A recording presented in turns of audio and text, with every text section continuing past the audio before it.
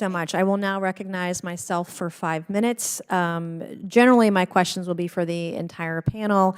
I'm a big fan of yes or no, so if you want to elaborate, I would just ask that you make it quick because I'd like to hear from a lot of voices here this morning. The executive order is actually one of the longest EOs ever written at over 100 pages, and it absolutely will encumber tech in a lot of ways, as we heard from our witnesses this morning.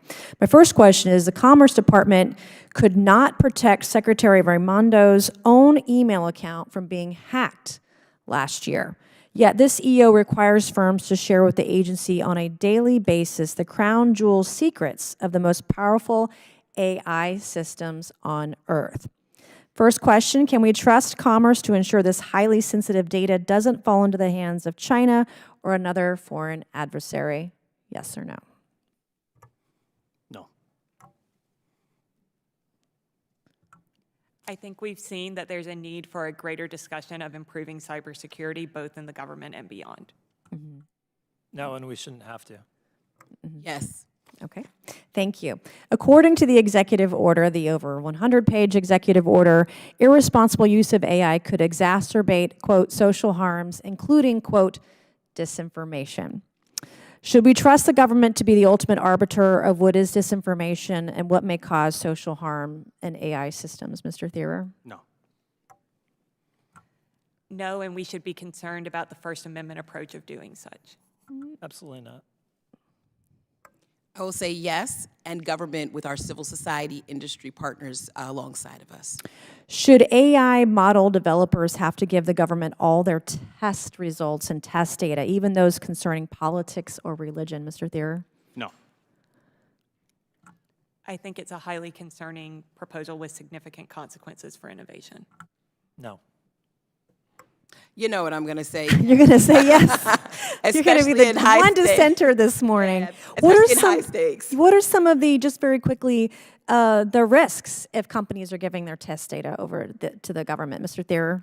There are security risks, of course. There are also concerns about how there might be speech meddling of various types with the sort of jawboning that could be associated with that sort of heavy-handed approach. Do you think, what would the government do with such information potentially? Well, it depends. We know in the past there's been efforts by government authorities to utilize such information to try to curb certain types of behaviors or to try to intimidate certain people to do things against their will and without due process. Ms. Huddleston?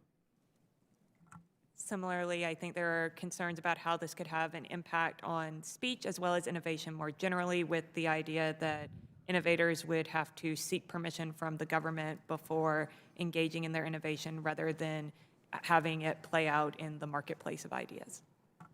I think one of the other big effects, other than the government misuse, would be the chilling effects it would have on people using tools like this to say things that they think the government might not want them to say.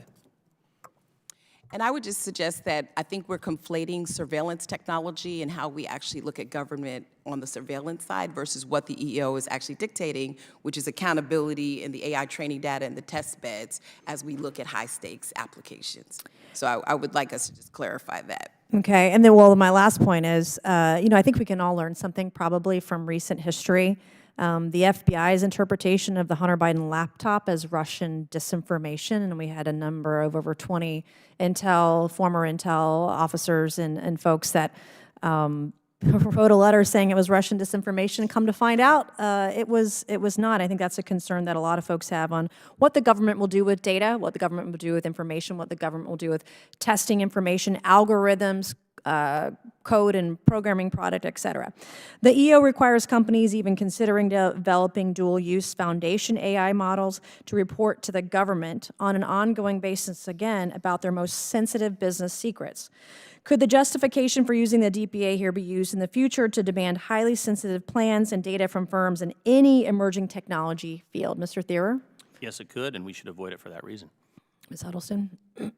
Yes, and it's concerning with the power that would give to the administrative state over technology more generally.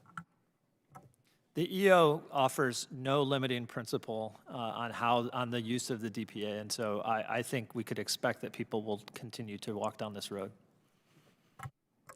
And I would just suggest that the invocation of the DPA is coming in absence of congressional action. If Congress were to provide some parameters on how we exercise some of the, principles that are embedded in the EO, as well as things that congressional activities that we want to actually foster, I don't think we'd have that problem. Congress just needs to act and legislate.